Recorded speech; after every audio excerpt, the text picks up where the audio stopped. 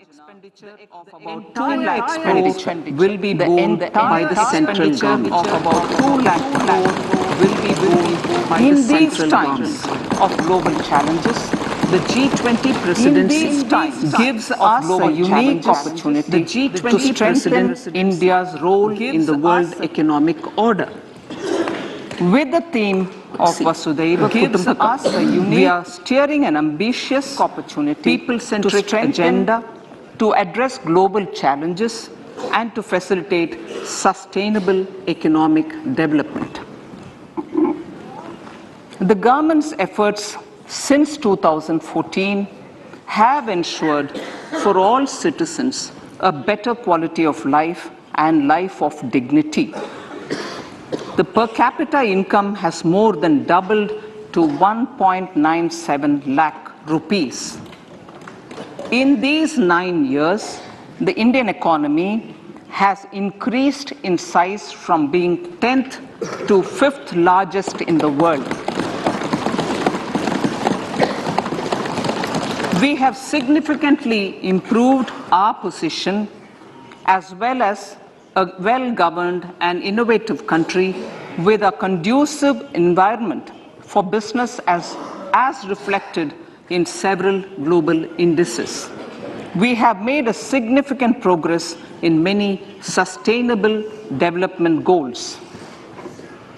The economy has become a lot more formalized as reflected in the EPFO membership, more than doubling to 27 crore and rupees 7,400 crore digital payments of 126 lakh crore rupees through UPI in 2022. The efficient implementation of many schemes with universalization of targeted benefits has resulted in inclusive development. Some of the schemes are 11.7 crore household toilets under Swachh Bharat mission, which is achieved, 9.6 crore LPG connections under Ujjwala, 220 crore COVID vaccination of 102 crore persons, 47.8 crore PM Jan Dhan bank accounts, insurance cover for 44.6 crore persons under PM Suraksha Bima and PM Jeevan Jyoti Yojana, and cash transfer of 2.2 lakh crores of rupees to 11.4 crore to over 11.4 crore farmers under PM Kisan Samman Nidhi. Our vision for the Amrit Kal includes technology-driven and knowledge-based economy with strong public finances and a robust financial sector. To achieve this, Jan Bhagidari through Sabka Saath, Sabka Prayas is essential. The economic agenda for achieving this vision focuses on 3 things. First, facilitating ample opportunities for citizens, especially the youth, to fulfill their aspirations. Second, providing strong impetus to growth and job creation. And third, strengthening macroeconomic stability. To service these focus areas in our journey to India at 100, we believe that the following 4 opportunities can be transformative during Amrit Kal. Economic empowerment of women. Deen Dayal Antyodaya Yojana National Rural Livelihood Mission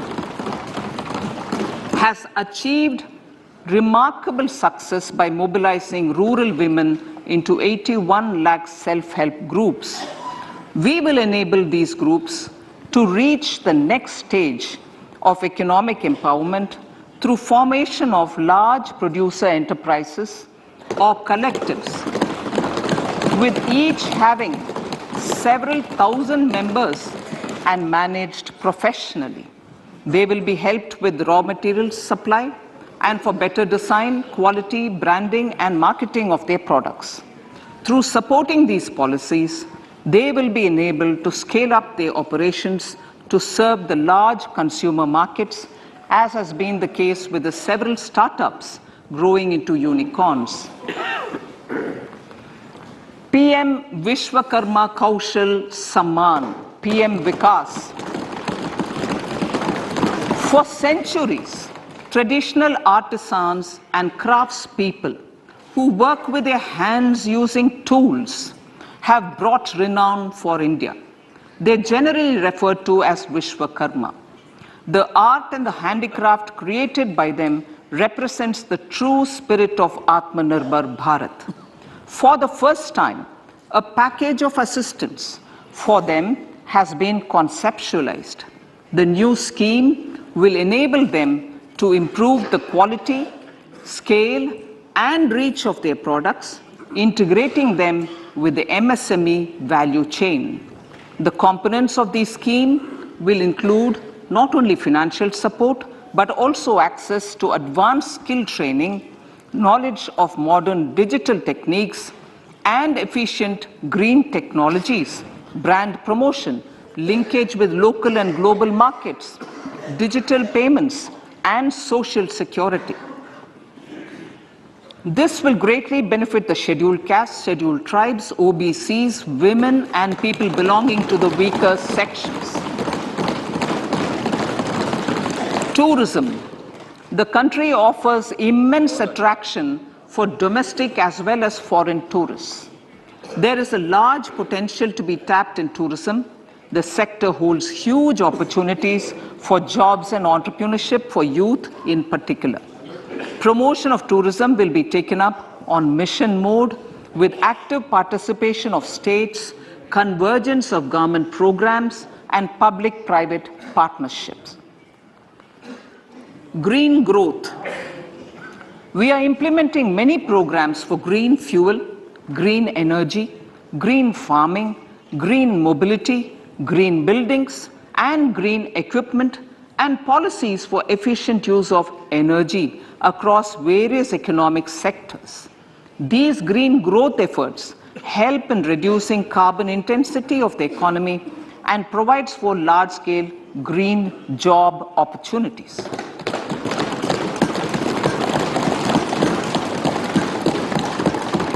Priorities of this budget. The budget adopts the following 7 priorities.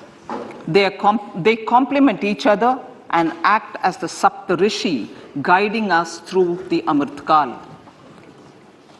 Inclusive development, reaching the last mile, infrastructure and investment, unleashing the potential, green growth, youth power, and financial sector. I now speak on the priority number 1, inclusive development. The government's philosophy of Sabka Saath, Sabka Vikas has facilitated inclusive development covering in specific farmers, women, youth, OBCs, scheduled castes, scheduled tribes, Divyangjan, and economically weaker sections, and overall priority for the underprivileged, Vanchiton ko Variyata. There has also been a sustained focus on Jammu Kashmir, Ladakh, and the Northeast. This budget builds on those efforts. Digital public infrastructure for agriculture. Digital public infrastructure for agriculture will be built as an open source, open standard, and interoperable public good. This will enable inclusive farmer-centric solutions through relevant information services for crop planning and health, improved access to farm inputs, credit and insurance, help for crop estimation, market intelligence, and support for growth of agri-tech industry and startups.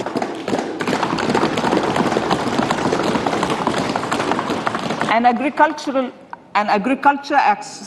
accelerator fund an agriculture accelerator fund will be set up to encourage agri-startups by young entrepreneurs in rural areas. The fund will aim at bringing innovative and affordable solutions for challenges faced by farmers. It will also bring in modern technologies to transform agricultural practices, increase productivity and profitability. To enhance the productivity of extra long staple cotton, we will adopt a cluster-based and value chain approach through public-private partnerships. This will mean collaboration between farmers, state, and industry for input supplies, extension services, and market linkages. We will launch an Atmanirbhar Clean Plant program to boost availability of disease-free, quality planting material for high-value horticultural crops at an outlay of 2,200 crores. Global hub for millets, which are Sri Anna. India is the forefront.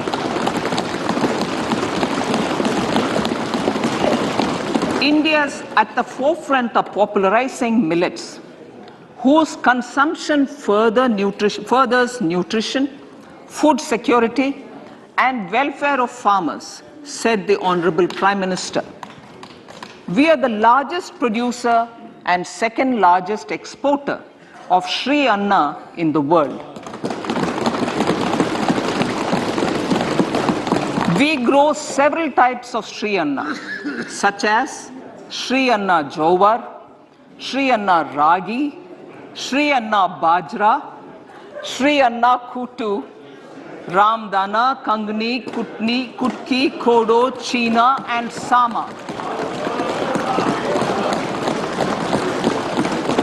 These have a number of health benefits and have been an integral part of our food for centuries. I acknowledge with pride the huge service done by small farmers in contributing to the health of fellow citizens by growing these Sri Anna.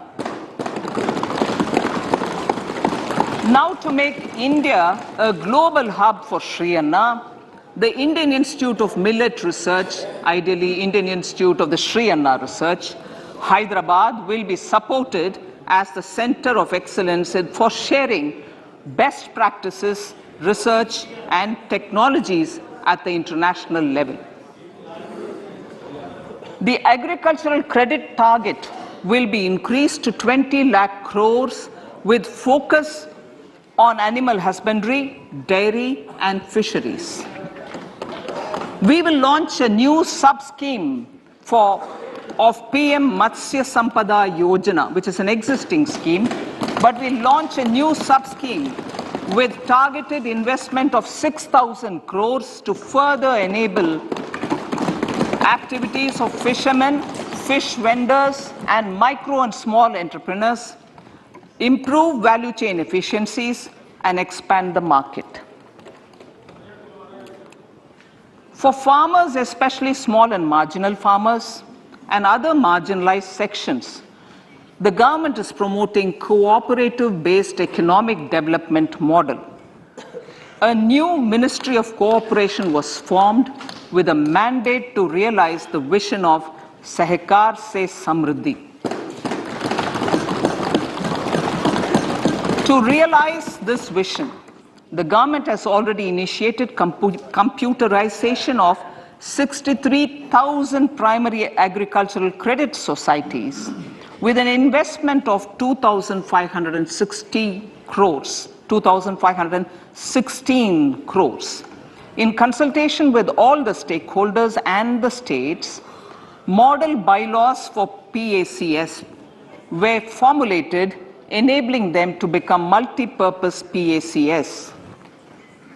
A national cooperative database is being prepared for countrywide mapping of cooperative societies. With this backdrop, we will implement a plan to set up massive decentralized storage capacity.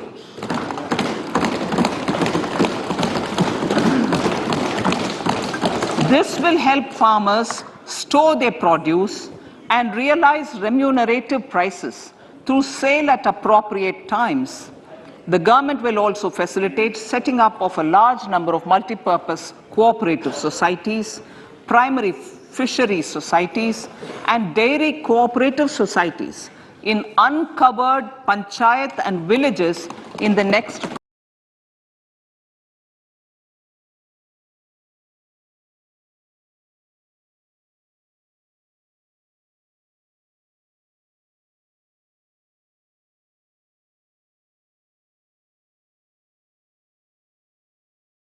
5 years.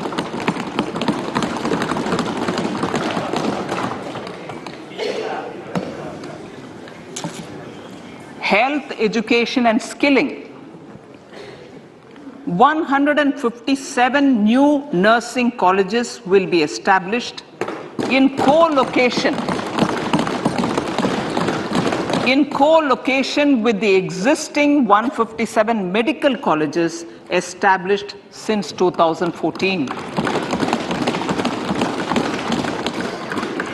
A mission to eliminate sickle cell anemia by 2047 will be launched. It will entail awareness creation, universal screening of 7 crore people in the age group of 0 to 40 years in affected tribal areas, and counseling through collaborative efforts of central ministries and state governments. Facilities in select ICMR labs, Indian Council for Medical Research Labs, will be made available for research by public and private medical college faculty and private sector R&D teams for encouraging collaborative research and innovation. A new program to promote research and innovation in pharmaceuticals will be taken up through centers of excellence. We shall also encourage industry to invest in research and development in specific priority areas. Dedicated multidisciplinary courses for medical devices will be supported in existing institutions to ensure availability of skilled manpower for futuristic medical technologies, high-end manufacturing and research. Teachers training. Teachers training will be re-envisioned through innovative pedagogy, curriculum transaction, continuous professional development, dipstick surveys, and ICT implementation. The District Institute of Education and Training will be developed as vibrant institutes of excellence for this purpose.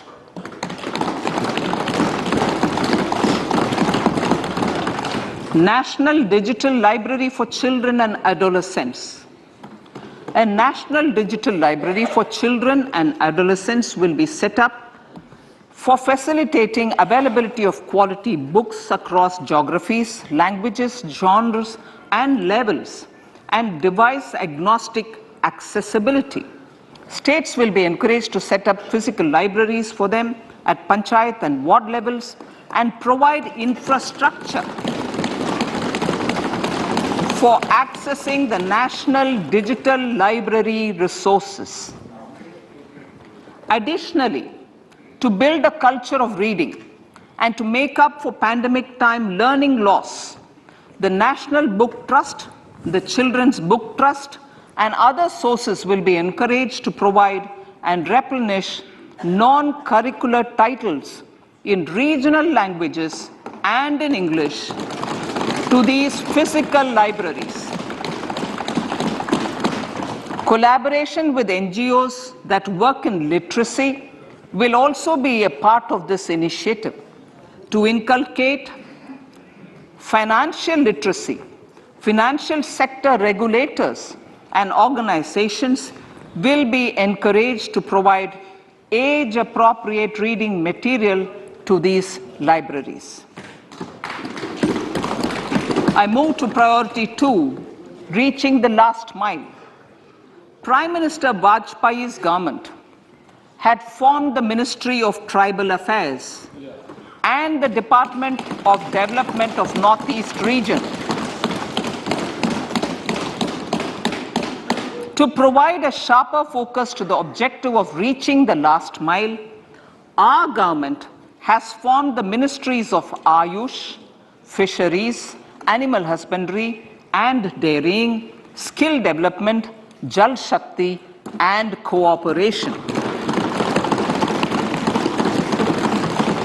Building on the success of the Aspirational Districts program, the government has recently launched the Aspirational Blocks program, covering 500 blocks for saturation of essential government services across multiple domains such as health, nutrition, education, agriculture, water resources, financial inclusion, skill development, and basic infrastructure. Manya Speaker, sir, Pradhan Mantri PBTG, which is Primitive Vulnerable Tribal Groups Development Mission, is being launched. To improve socio-economic conditions of the particularly vulnerable tribal groups, the PBTGs as we refer them to, Pradhan Mantri PBTG Development Mission will be launched. This will saturate PBTG families and habitations with basic facilities such as safe housing, clean drinking water and sanitation, improved access to education, health, nutrition, road and telecom connectivity, and sustainable livelihood opportunities. An amount of 15,000 crores will be made available to implement the mission in the next 3 years under the Development Action Plan for the Scheduled Tribes. Ekalavya Model Residential Schools. In the next 3 years, Center will recruit 38,800 teachers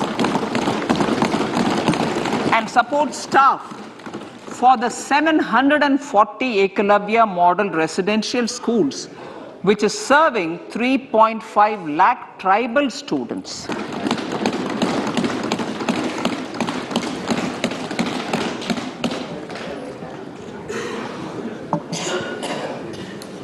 In the drought-prone central regions of Karnataka, central assistance of 5,300 crore will be given to Upper Bhadra project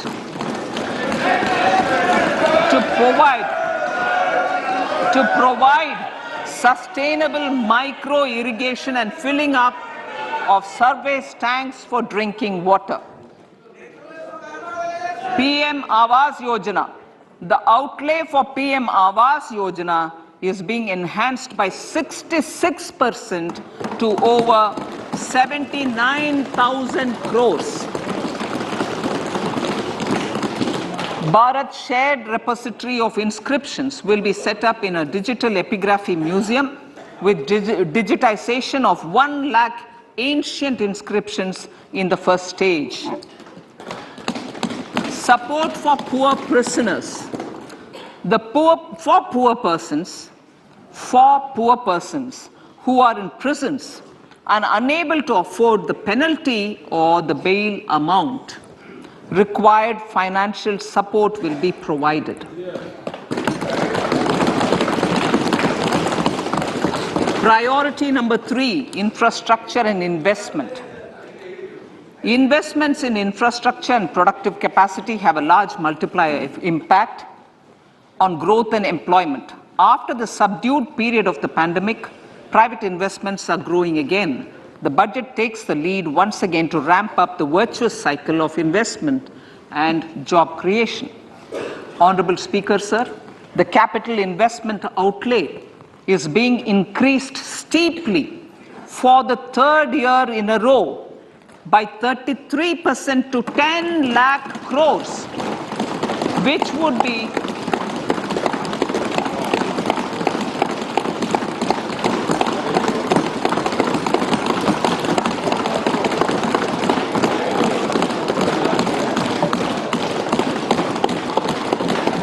which would be 3.3% of GDP.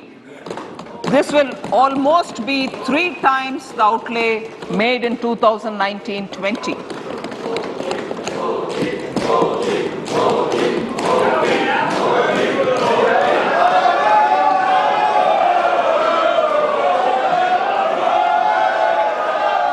This substantial increase in recent years is central to the government's efforts to enhance growth potential and job creation, crowd in private investments, and provide a cushion against global headwinds. The direct capital investment by the center is complemented by the provision made for creation of capital assets through grants and aids to state. The effective capital expenditure of the center is budgeted at 13.7 lakh crore rupees, which will be 4.5% of GDP. Support to state governments for capital investment. I have decided to continue the 50-year interest-free loan to state governments for 1 more year to spur investment in infrastructure and to incentivize them for complementary policies actions with a significantly enhanced outlay of 1.3 lakh crores.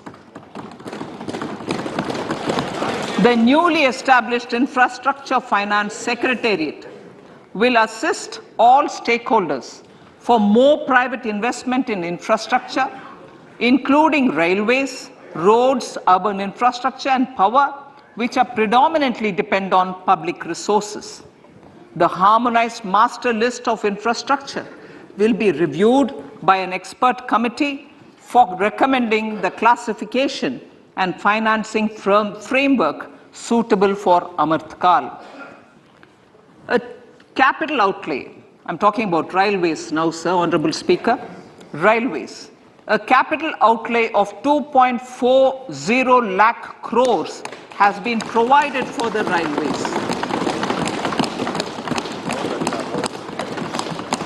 This is the highest ever outlay this highest ever outlay is about 9 times the outlay made in 2013-14.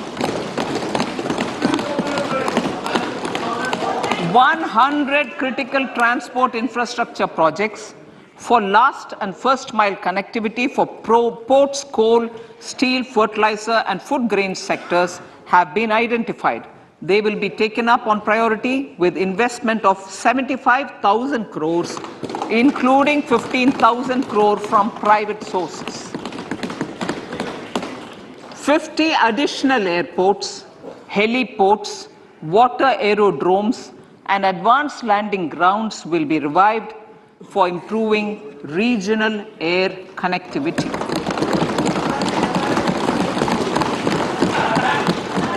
Sustainable cities for tomorrow.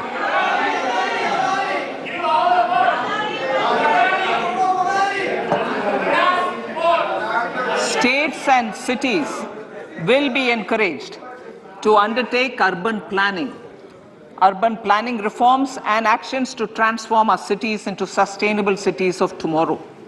This means efficient use of land resources, adequate resources for urban infrastructure, transit-oriented development, enhanced availability and affordability of urban land, and opportunities for all. Through property tax governance reforms and ring-fencing user charges on urban infrastructure, cities will be incentivized to improve their creditworthiness for municipal bonds. Like the RIDF, an Urban Infrastructure Development Fund will be established through use of priority sector lending shortfall. This will be managed by the National Housing Bank and will be used by public agencies to create urban infrastructure in Tier 2 and Tier 3 cities.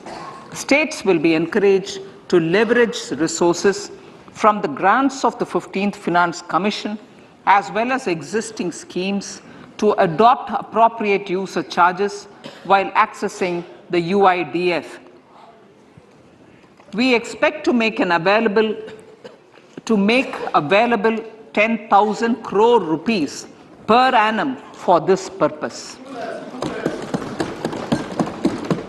All cities and towns will be enabled for 100% mechanical desludging of septic tanks and sewers to transition from manhole to machine hole mode.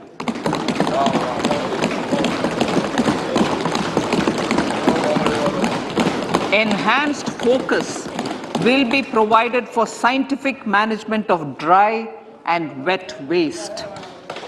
Honorable Speaker, sir, our Prime Minister had said, good governance is the key to a nation's progress.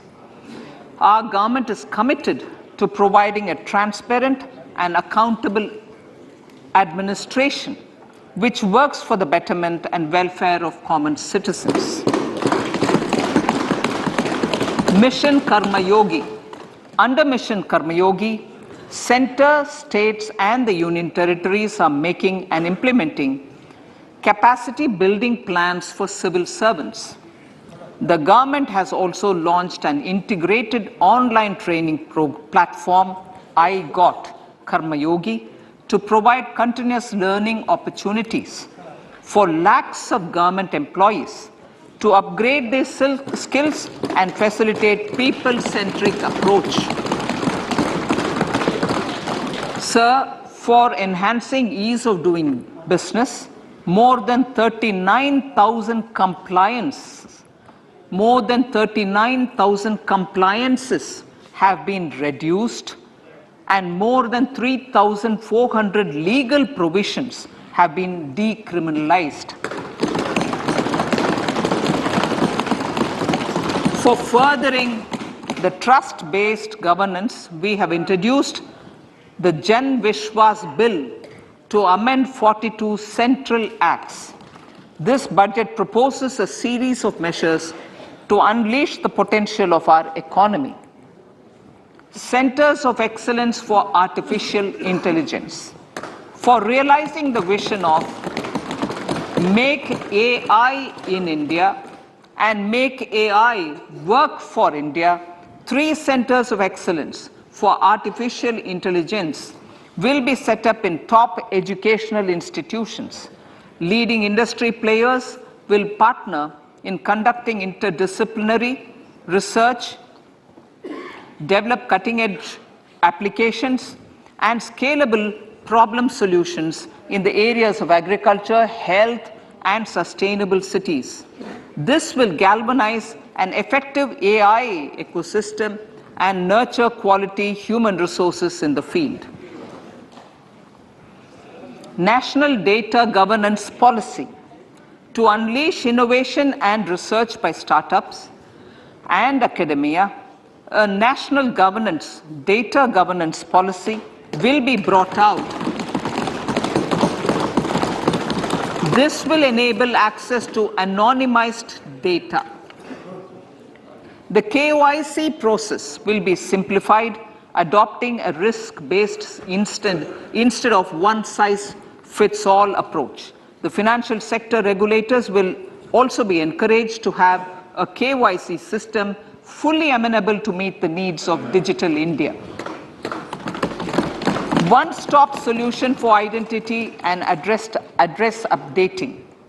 A one-stop solution for reconciliation and updating of identity and address of individuals maintained by various government agencies, regulators, and regulated entities will be established using DigiLocker service and Aadhaar as foundational identity. Speaker, sir, common business identifier. For the business establishments required to have a permanent account number, the PAN will be used as the common identifier for all digital systems of specified government agencies. This will bring ease of doing business, and it will be facilitated through a legal mandate. For obviating the need for separate submission of same information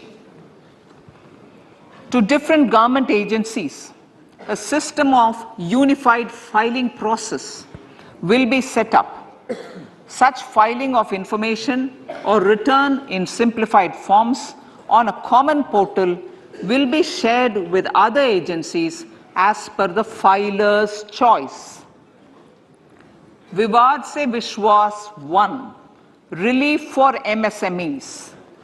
In cases of failure by MSMEs to execute contracts during the COVID period, 95% of the forfeited amount relating to the bid or performance security will be returned to them by government and government undertakings.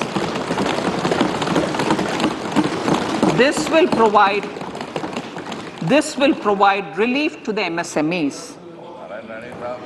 Vivad se Vishwas 2. Settling contractual disputes. To settle contractual disputes of government and government undertakings, wherein arbitral award is under challenge in a court, a voluntary settlement scheme with standardized terms will be introduced.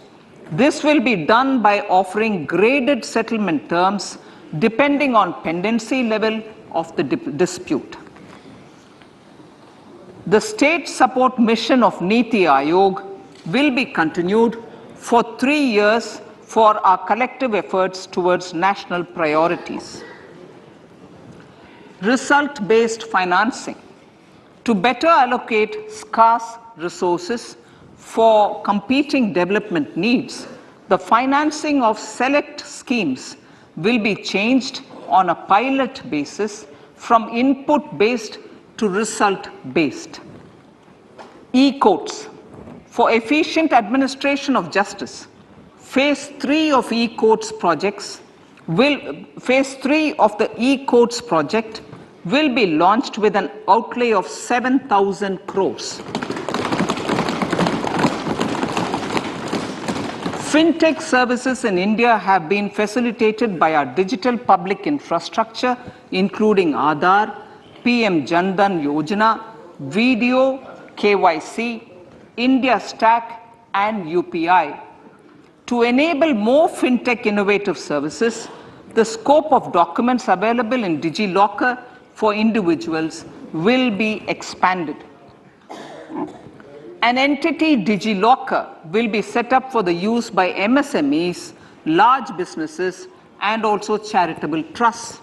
This will be towards storing and sharing documents online securely whenever needed with various authorities, regulators, banks, and other business entities.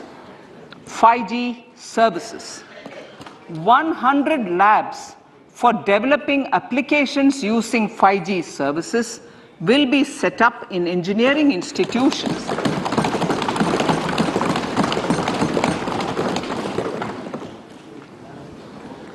To realize a new range of opportunities, business models, and employment potential.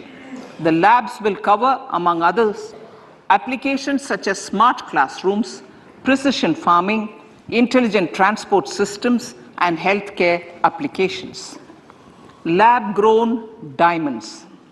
Lab-grown diamonds is a technology and innovation-driven emerging sector with high employment potential.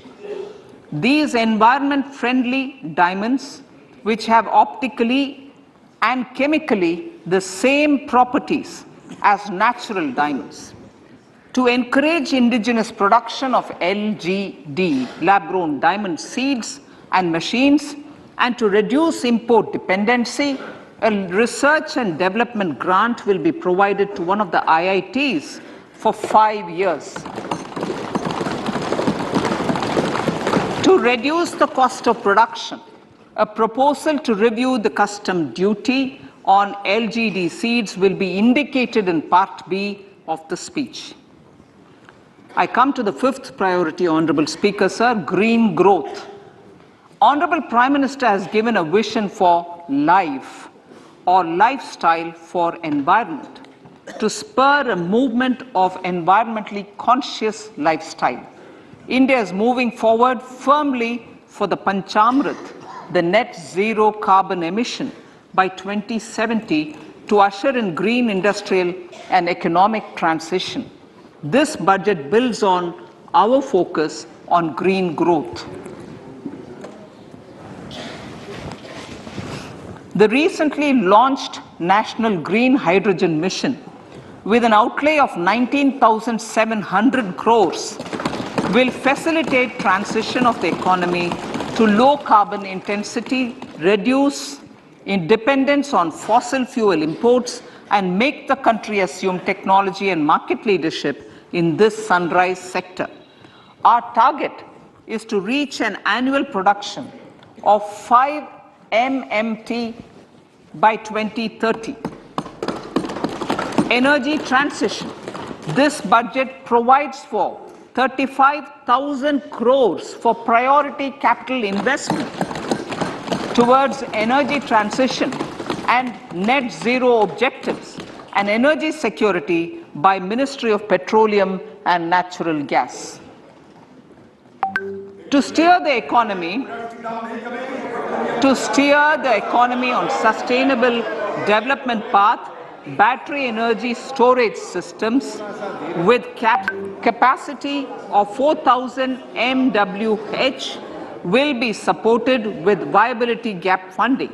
A detailed framework for pumped storage projects will also be formulated.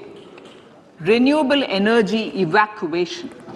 The interstate transmission system for evacuation and grid integration of 13 gigawatt renewable energy from Ladakh will be constructed with investment of 20,700 crore, including central support of 8,300 crores. Green credit program. For encouraging behavioral change, a green credit program will be notified under the Environment Protection Act. This will incentivize environmentally sustainable and responsive actions by companies, individuals, and local bodies, and help mobilize additional resources for such activities. PM Program for Restoration, Awareness, Nourishment, and Amelioration of Mother Earth, PM Pranam, will be launched to incentivize states and union territories to promote alternative fertilizers and balanced use of chemical fertilizers. Go Bardhan scheme. 500 new waste to wealth plants under Go Bardhan, galvanizing organic bio-agro resources done. Go Bardhan scheme will be established for promoting circular economy. These will include 200 compressed biogas plants, including 75 plants in urban areas, and 300 community or cluster-based plants at a total investment of 10,000 crores. I will refer to this in Part B also. In due course, a 5% CBG mandate will be introduced for all organizations marketing natural and biogas. For collection of biomass and distribution of biomanure, appropriate fiscal support will also be provided. Bharatiya Prakritik Kheti Bio Input Resource Centers. Over the next 3 years, we will facilitate 1 crore farmers to adopt natural farming. For this, Honorable Speaker, 10,000 bio input resource centers will be set up, creating a national level distributed micro fertilizer and pesticide manufacturing network. Mishti.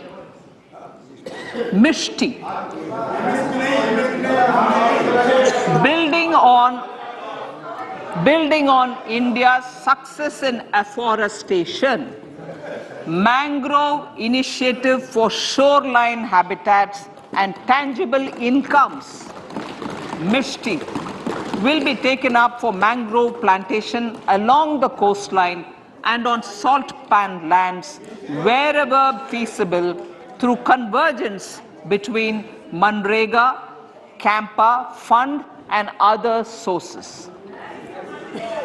Amrit Dharohar. Wetlands are vital ecosystems which sustain biological diversity. In his latest Mann Ki Baat, the Prime Minister said, now, I quote, now the total number of Ramsar sites in our country has increased to 75, whereas before 2014, there were only 26, unquote. Local communities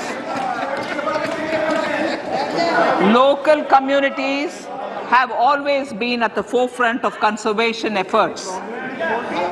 The government will promote their unique conservation values through Amrit Dharohar, a scheme that will be implemented over the next 3 years to encourage optimal use of wetlands and enhance biodiversity, carbon stock, ecotourism opportunities, and income generation for local communities. Coastal shipping. Coastal shipping will be promoted as the energy efficient and lower cost mode of transport, both for passengers and freight, through PPP mode with viability gap funding. Vehicle replacement. Vehicle replacement is an important continuing policy, replacing the old political,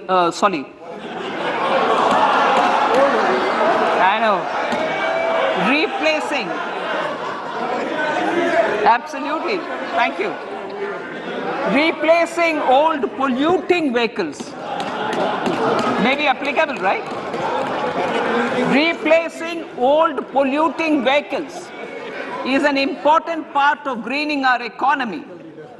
In furtherance of the vehicle scrapping policy mentioned in Budget 21-22, I have allocated adequate funds to scrap old vehicles of the central government. States will also be supported in replacing old vehicles and old state ambulances. Honorable Speaker, sir, I move to priority 6, youth power. To empower our youth and help the Amrit PD realize their dreams, we have formulated the National Education Policy, which is very wide in its scope, but one of the things is also to focus on skilling, adopted economic policies that facilitate job creation at scale and have supported business opportunities. Pradhan Mantri Kaushal Vikas Yojana. Pradhan Mantri Kaushal Vikas Yojana 4.0 will be launched to skill lakhs of youth within the next 3 years. On-job training, industry partnership, and alignment of courses with needs of industry will be emphasized. The scheme will also cover new age courses for Industry 4.0 like coding, AI, robotics, mechatronics, IoT, 3D printing, drones, and other soft skills. To skill youth for international opportunities, 30 Skill India international centers will be set up across different states. The digital ecosystem for skilling will be further expanded with the launch of a unified Skill India digital platform for enabling demand-based formal skilling, linking with employers including MSMEs, and facilitating access to entrepreneurship schemes. To provide stipend support to 47 lakh youths in 3 years, direct benefit transfer under a pan-India national apprenticeship promotion scheme will be rolled out. Tourism. Honorable Speaker, sir, with an integrated and innovative approach, at least 50 destinations will be selected through challenge mode. In addition to aspects such as physical connectivity, virtual connectivity, tourist guides, high standards for food streets and tourist security. All the relevant aspects would be made available on an app to enhance tourist experience. Every destination would be developed as a complete package. The focus of development of tourism would be on domestic as well as foreign tourists.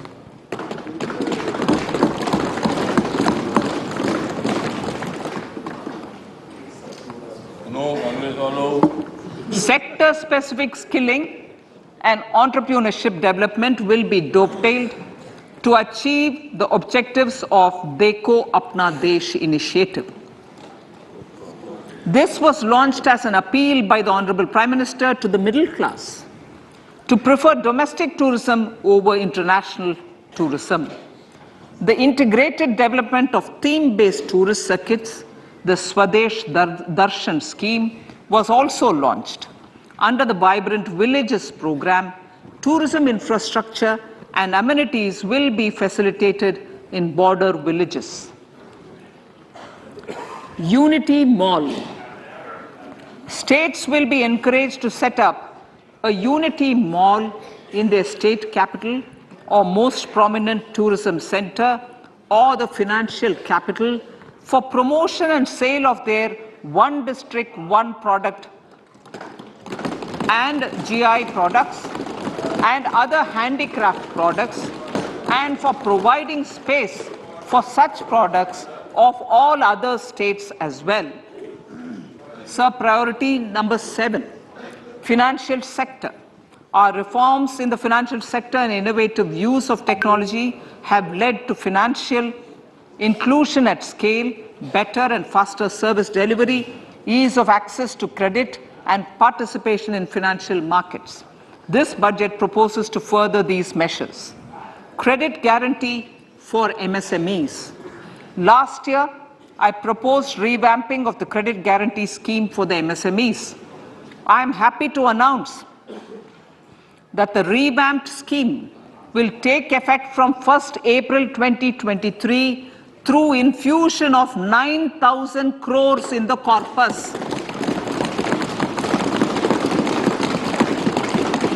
This will enable additional collateral-free guaranteed credit of 2 lakh crores of rupees. Further, the cost of credit will be reduced by about 1%. A national financial information registry will be set up to serve as the central repository of financial and ancillary information. This will facilitate efficient flow of credit, promote financial inclusion, and foster financial stability. A new legislative framework will govern this credit public infrastructure and will be designed in consultation with the RBI.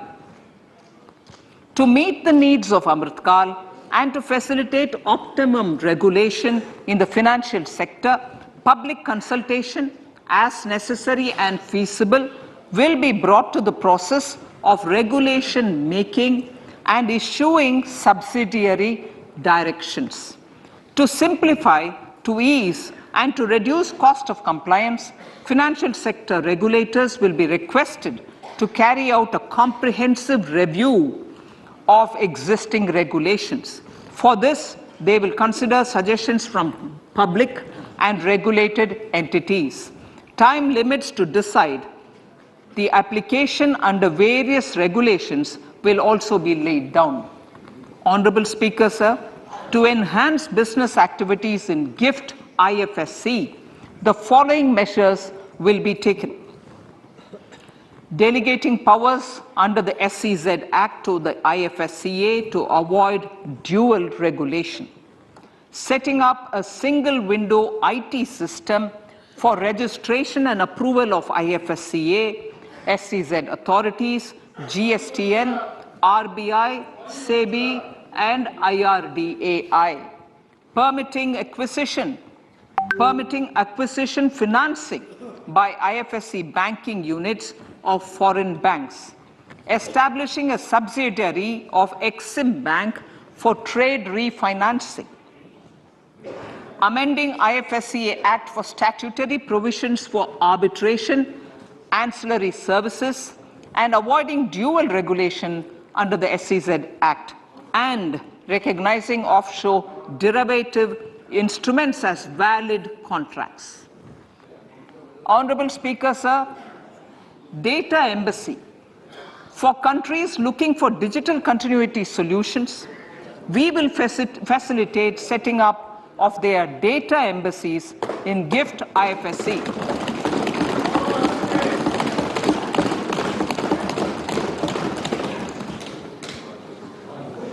Improving governance and investor protection in banking sector. To improve bank governance and enhance investors' protection, certain amendments to the Banking Regulation Act, the Banking Companies Act, and the Reserve Bank of India Act are being proposed. Capacity building in securities market.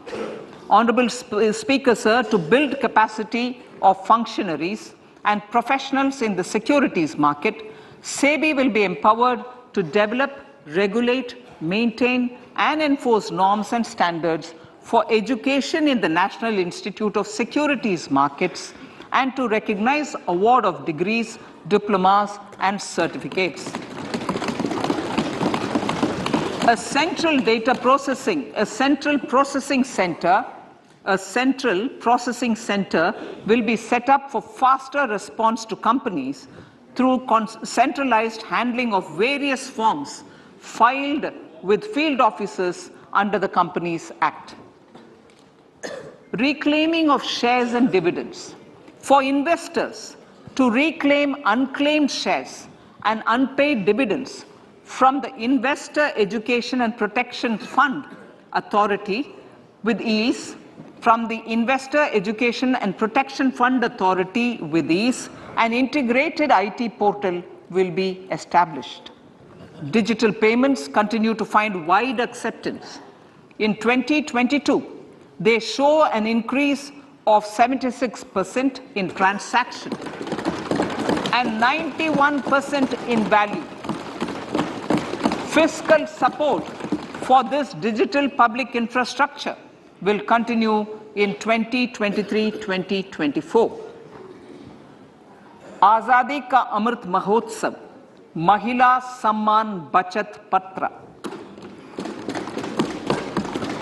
For commemorating Azadi Ka Amrit Mahotsav, a one-time new small savings scheme, Mahila Samman Savings Patra or Savings Certificate, Mahila Samman Savings Certificate will be made available for a 2-year period up to March 2025.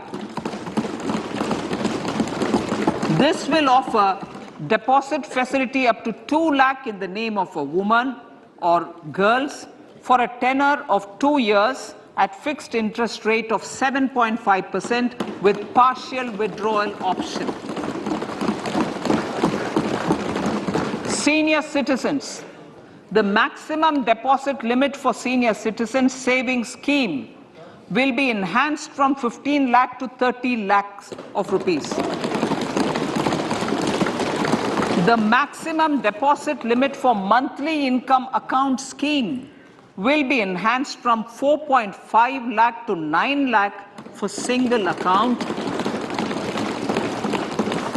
and from 9 lakh to 15 lakh for joint account. Honorable Speaker, sir, fiscal management. 50 years interest-free loan to states. The entire 50-year loan to states has to be spent on capital expenditure within 2023-24. Most of this will be at the discretion of the states, but a part will be conditional on states increasing their actual capital expenditure. Parts of the outlay will also be linked to or allocated for the following purposes: scrapping old government vehicles, urban planning reforms and actions, financing reforms in urban local bodies to make them credit-worthy for municipal bonds, housing for police personnel above or as part of the police station, constructing unity malls, children and adolescent libraries and digital infrastructure, and state share of capital expenditure of central schemes. Honorable Speaker, sir, fiscal deficit of states. States will be allowed a fiscal deficit of 3.5% of GSDP, of which 0.5% will be tied to power sector reforms. Revised estimates 2022 to 2023. The revised estimate, Honorable Speaker, sir, of the total receipts other than borrowing is 24.3 lakh crores, of which the net tax receipts are 20.9 lakh crores. The revised estimate of the total expenditure is 41.9 lakh crores of rupees, of which the capital expenditure is about 7.3 lakh crores. The revised estimate of the fiscal deficit is 6.4% of GDP, adhering to the budget estimate. So budget estimates of 2023-24. Coming to 2023-24, the total receipts other than borrowings and the total expenditure are estimated at 27.2 lakh crores and 45 lakh crores respectively. The net tax receipts are estimated at 23.3 lakh crores. The fiscal deficit is estimated to be 5.9% of the GDP. In my budget speech for 21-22, I had announced that we plan to continue the path of fiscal consolidation, reaching a fiscal deficit of below 4.5% by 2025-26, with a fairly steady decline over the period. We have adhered to this path, and I reiterate my intention to bring the fiscal deficit below 4.5% of GDP by 2025-26. To finance the fiscal deficit in 2023-24, the net market borrowings from dated securities are estimated at 11.8 lakh crores. The balance financing is expected to come from small savings and other sources. The gross market borrowings are estimated at 15.43 lakh crores of rupees. Honorable Speaker, sir, I now move to Part B.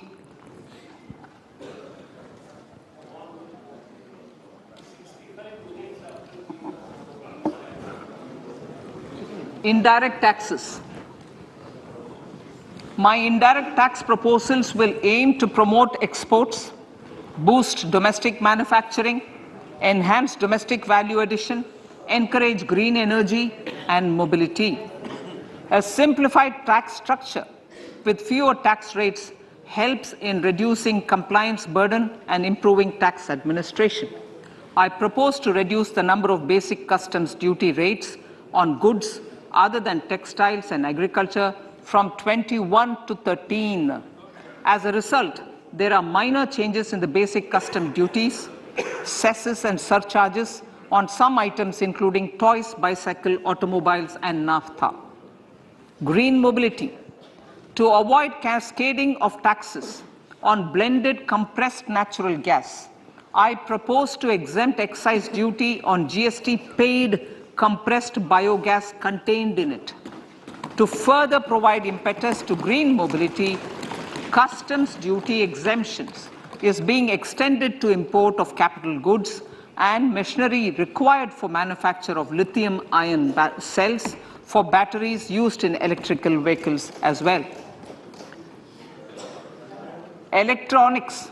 As a result of various initiatives of the government, including phased manufacturing program, mobile phone production in India has increased from 5.8 crore units valued at about 18,900 crore in 2014-15 to 31 crore units valued at 2,75,000 crore in the last financial year.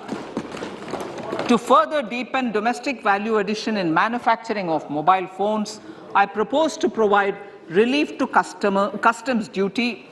I propose to provide relief in customs duty on import of certain parts and inputs like camera lens, and continue the concessional duty on lithium-ion cells for batteries for another year. Similarly, to promote value addition in manufacture of televisions, I propose to reduce the basic customs duty on parts of open cells of TV panels to 2.5%. Electrical, to rectify inversion of duty structure and encourage manufacturing of electric kitchen chimneys, the basic custom duty on electric kitchen chimney is being increased from 7.5% to 15%, and that on heat coils for these is proposed to be reduced from 20% to 15%. Chemicals and petrochemicals. Denatured ethyl alcohol is used in chemical industry. I propose to exempt basic customs duty on it. This will also support the ethanol blending program and facilitate an endeavor for energy transition. Basic customs duty is also being reduced on acid-grade fluorospar from 5% to 2.5% to make the domestic fluorochemicals industry competitive. Further, the basic customs duty on crude glycerin for use in manufacture of epichlorohydrin is proposed to be reduced from 7.5% to 2.5%.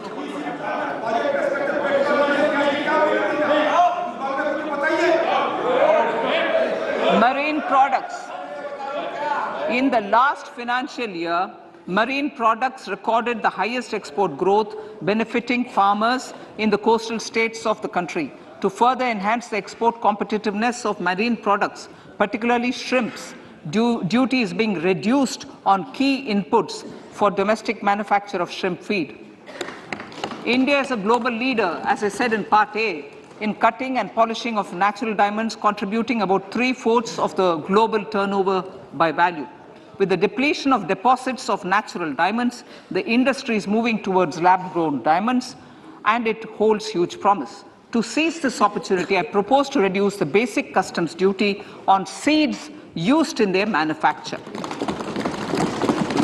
Customs duties on door or doré and bars of gold and platinum were increased earlier this fiscal. I propose to increase the duties on articles made therefrom to enhance the duty differential.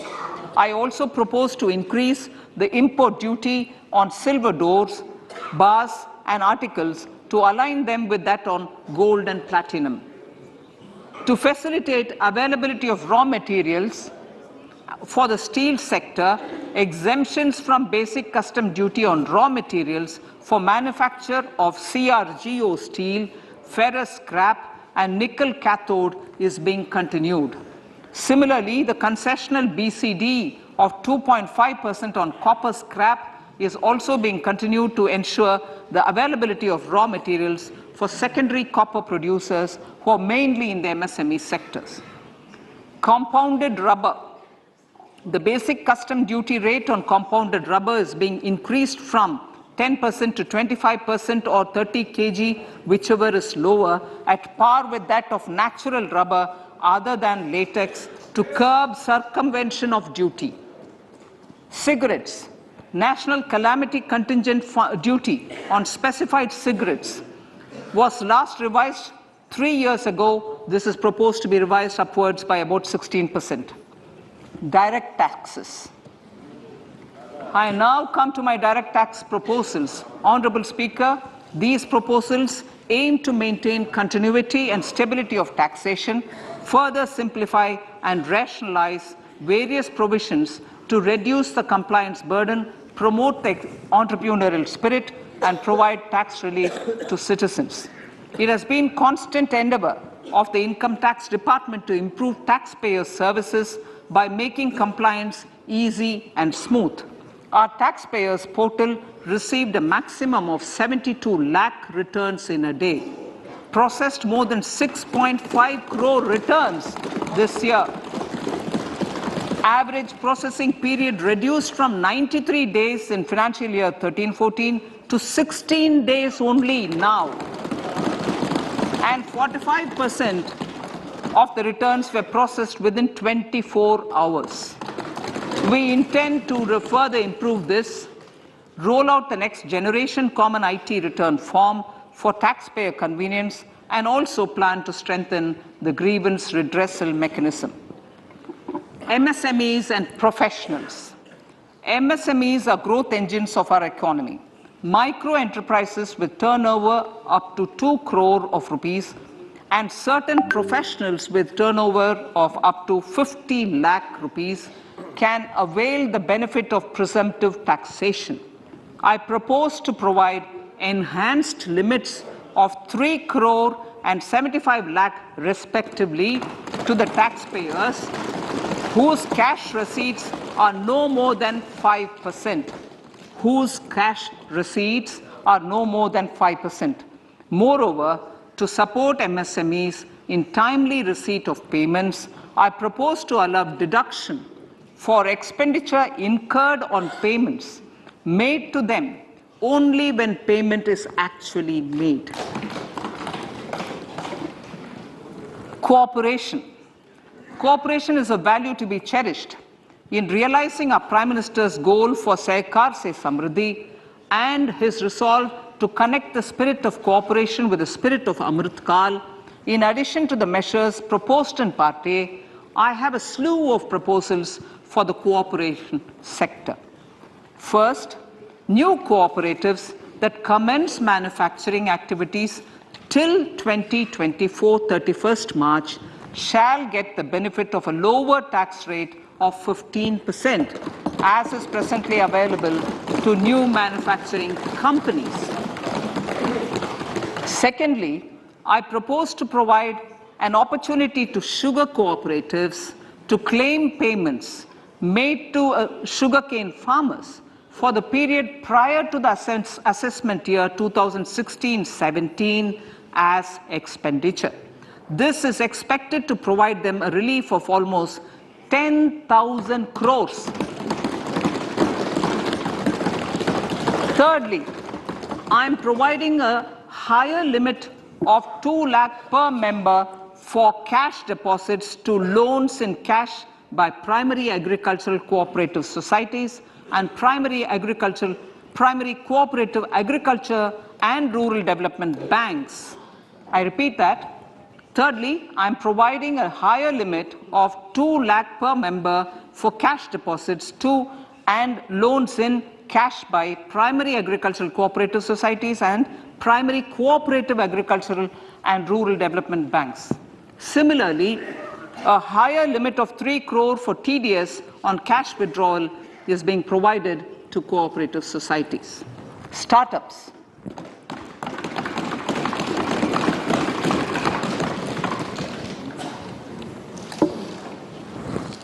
Entrepreneurship is vital for a country's economic development. We have taken a number of measures for startups and they have borne results. India is now the third largest ecosystem for startups globally and ranks second in innovation quality among middle-income countries. I propose to extend the date of incorporation for income tax benefits to startups from 31/3/2023 to 31/3/2024. I further propose to provide the benefit of carry forward of losses on change of shareholding of startups from 7 years of incorporation to 10 years.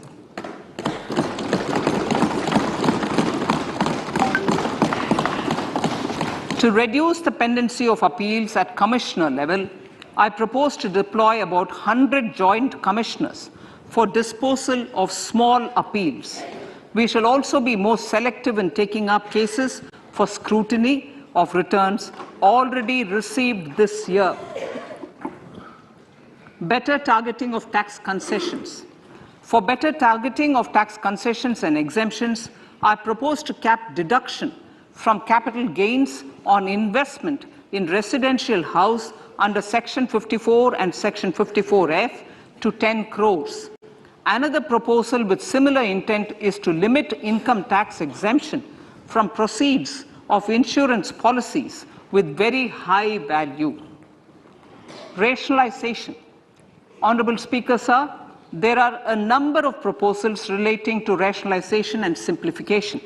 Income of authorities, boards, and commissions set up by statutes of union or state for the purpose of housing, development of cities, towns, and villages, and regulating and developing an activity or matter is proposed to be exempted from income tax. Other major measures in this direction are removing the minimum threshold of 10,000 for TDS and clarifying taxability relating to online gaming, not treating conversion of gold into electronic gold receipts and vice versa as capital gains, reducing the TDS rate from 30% to 20% on taxable portion of EPF withdrawals in non-PAN cases, and taxation on income for market-linked debentures. Other major proposals in the finance bill relate to the following: extension of period of tax benefits to funds relocating to IFSC, GIFT City till 31/3/2025, decriminalization under Section 276A of the Income Tax Act, allowing carry forward of losses on strategic disinvestment, including that of IDBI Bank, and providing EEE status to Agnivir Fund. Personal income tax.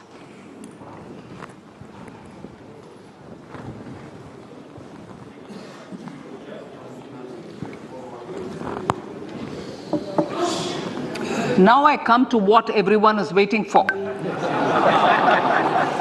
Personal income tax. I have 5 major announcements to make in this regard. These primarily benefit our hard-working middle class. The first one concerns rebate. Currently, those with income up to 5 lakh do not pay any income tax in both old and new regimes. I propose to increase the rebate limit to 7 lakhs in the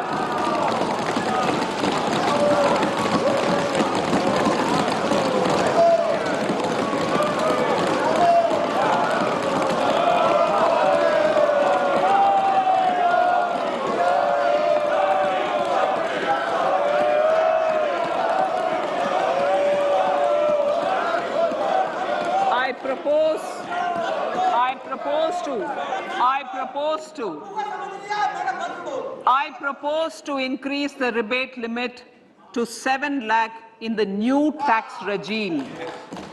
Thus, persons in the new tax regime with income up to 7 lakhs will not have to pay any tax at all. The second proposal relates to middle-class individuals. I had introduced in the year 2020 the new personal income tax regime with 6 income slabs starting from 2.5 lakh. I propose to change the tax structure in this regime by reducing the number of slabs to 5 and increasing the tax exemption limit to 3 lakhs. The new tax rates are 0 to 3 lakh, nil. 3 to 6 lakhs, 5%. 6 to 9 lakhs, 10%. 9 to 12 lakh, 15%. 12 to 15 lakhs, 20%. And above 15 lakhs, 30%. This will provide major relief to all taxpayers in the new regime. An individual with an annual income of 9 lakhs will be required to pay only 45,000 rupees. This is only 5% of his or her income. It is a reduction of 25% on what he or she is required to pay now. That is 60,000. So in the place of 60,000, it is now only 45,000. Similarly, an individual with an income of 15 lakh rupees would be required to pay only 1.5 lakh or 10% of his income or her income, a reduction of 20% from the existing liability of 1,87,500 rupees. My third proposal is for the salaried class and the pensioners, including family pensioners, for whom I propose to extend the benefit of standard deduction to the new tax regime. Each salaried person with an income of 15.5 lakh rupees or more will thus stand to benefit by 52,500 rupees. My fourth announcement in personal income tax is regarding the highest tax rate, which in our country is 42.74%. This is among the highest in the world. I propose to reduce the highest surcharge. Rate from 37% to 25% in the new tax regime.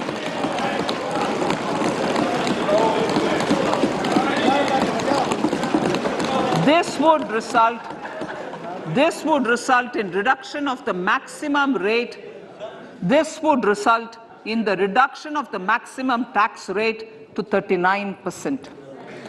Lastly, the limit of 3 lakh rupees for tax exemption on leave encashment on retirement of non-government salaried employees was last fixed in the year 2002, when the highest basic pay in the government was only 30,000 rupees per month. In line with the increase in the government salaries, I am proposing to increase this limit to 25 lakh rupees.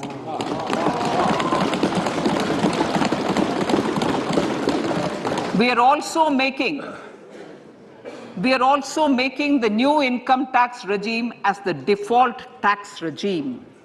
However, citizens will continue to have the option to avail the benefit of the old tax regime. Apart from these, I am also making some other changes as given in the annexure. As a result of these proposals, revenue of about 38,000 crore to 37,000 crore in direct taxes and rupees 1,000 crore in indirect taxes will be foregone, while revenue of about 3,000 crore will be additionally mobilized. Thus, the total revenue foregone is about 35,000 crores annually. Honorable Speaker, sir, with these words, I commend the budget to this August House.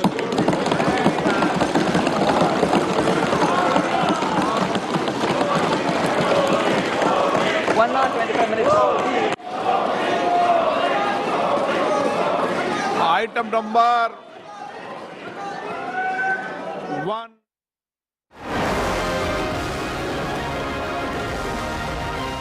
लहलहाती फसल, भरे पूरे खेत खलिहान, हर किसान का बस यही अरमान। लेकिन कभी बारिश, कभी बिजली, कभी ओला, कभी सूखा। भैया खेती में तो जोखिम रहता ही है, अब क्या करें? अब प्रकृति का कोनो उपाय है का? प्रकृति का तो नहीं, मगर नुकसान का उपाय है। अच्छा? हाँ, AIC से फसल बीमा।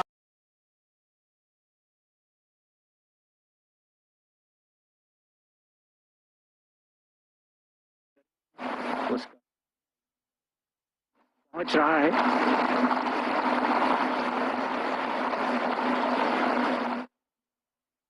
तो ये सीधी तस्वीरें संसद भवन परिसर से राष्ट्रपति का काफिला संसद भवन की ओर पहुंचता हुआ, और तस्वीरों में हम देख पा रहे हैं उपराष्ट्रपति और राज्यसभा के सभापति जगदीप धनखड़ को।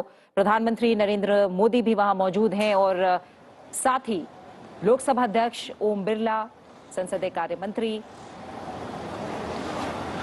राष्ट्रपति के अभिवादन के लिए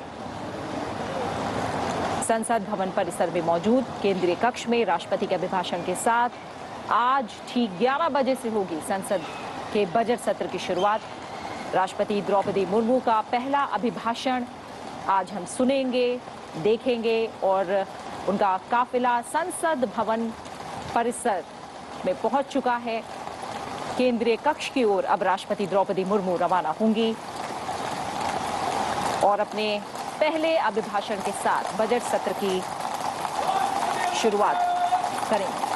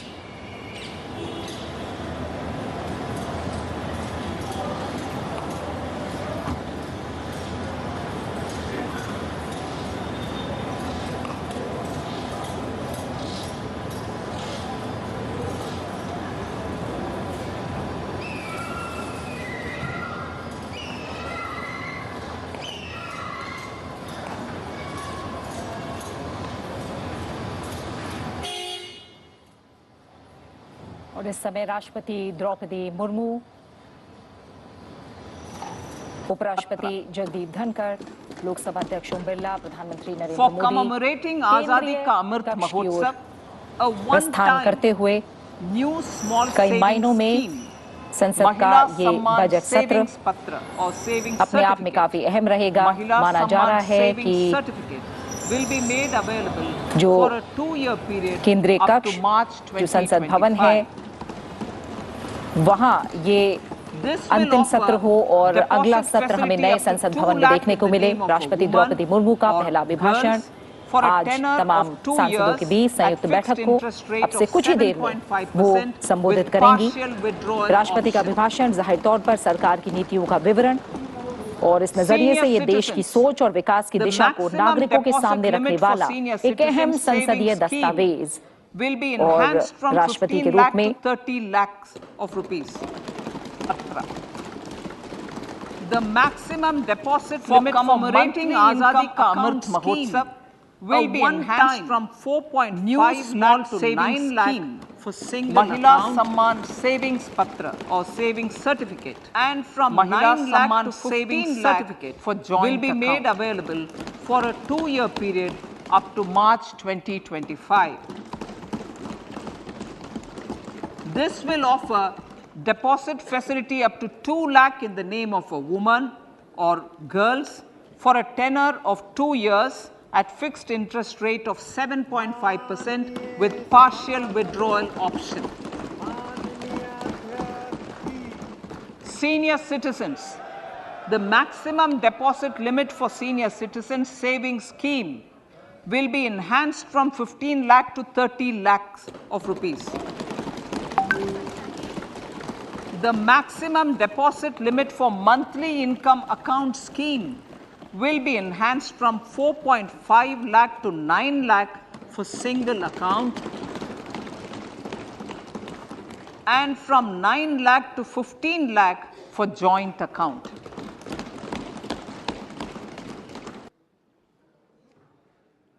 Honorable Speaker. माननीय अध्यक्ष महोदय, मैं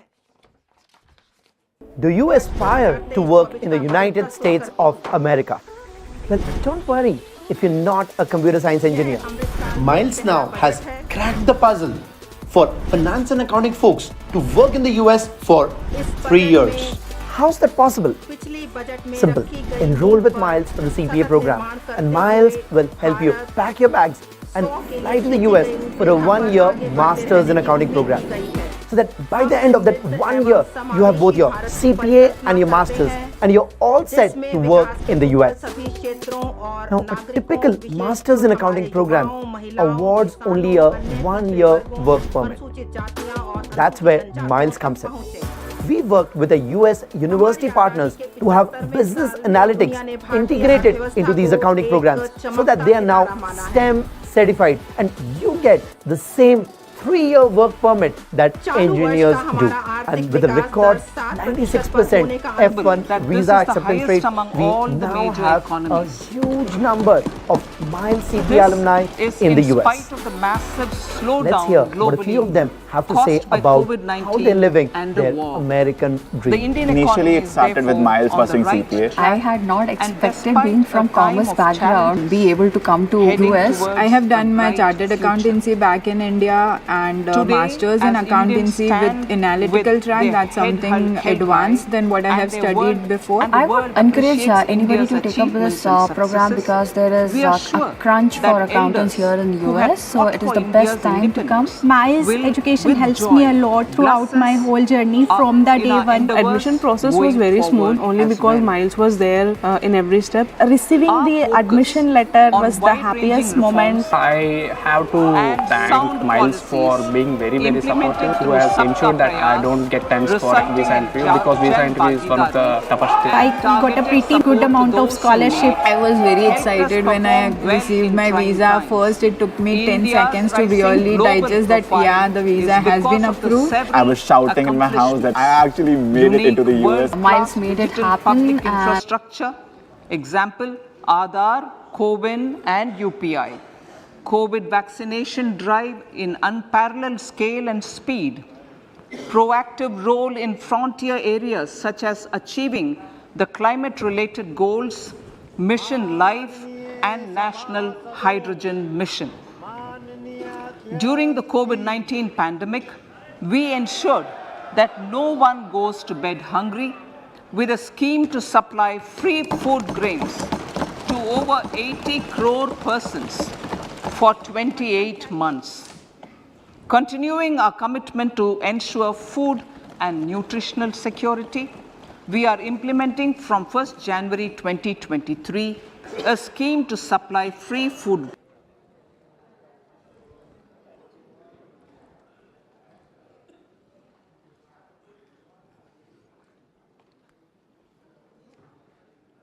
कई दिखाया है उन्होंने। जी जी बिल्कुल बिल्कुल, क्योंकि वो इजीली वो inclusive development, reaching the last mile, infra and investment, also unleashing the huge potential of India, green growth, youth power, and certain reforms in the financial sector as well, Harsh. So we'll discuss all of these priority areas that Finance Minister Nirmala Sitharaman has announced, and also some tax reliefs that she just announced in the second part of her speech. So with an eminent panel of experts today, we will decode all of these post-budget analysis, the announcements that the Finance Minister has made.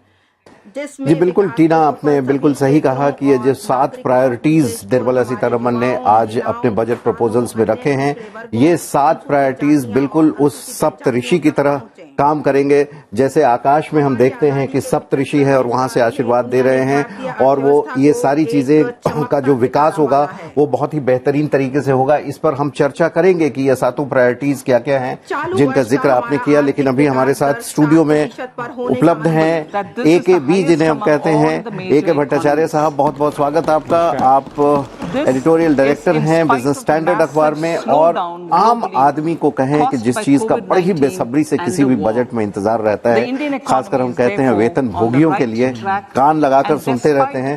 और वित्त मंत्री के part B में, जिसमें हम direct taxes indirect taxes की चर्चा करते हैं, उसमें उन्होंने ये तोहफा दे ही दिया है कि 7 लाख तक की अगर अब आपकी आय है तो आपको कोई टैक्स नहीं देना होगा। आपकी पहली प्रतिक्रिया? देखिए, जो 7 लाख का जो तोहफा है वो तो जरूर है, और उसके साथ मैं समझता हूँ कि सुधार की दृष्टिकोण से अगर आप देखें तो सुधार की दृष्टिकोण से टैक्स व्यवस्था में जो personal individual income tax regime का जो सुधार का जो उन्होंने ऐलान किया है, before we proceed and discuss, analyze each of these resulting in aspects, bhagidari and targeted support to those in need helped us perform well in trying times. India's rising global profile is because of the several accomplishments: unique world-class digital public infrastructure, example Aadhaar, CoWIN and UPI, COVID vaccination drive in unparalleled scale and speed, proactive role in frontier areas such as achieving the climate-related goals, Mission Life and National Hydrogen Mission. During the COVID-19 pandemic, we ensured that no one goes to bed hungry with a scheme to supply free food grains to over 80 crore persons for 28 months. Continuing our commitment to ensure food and nutritional security, we are implementing from 1st January 2023 a scheme to supply free food grain to all Antyodaya and priority households for the next 1 year. Under PM Garib Kalyan Anna Yojana, the entire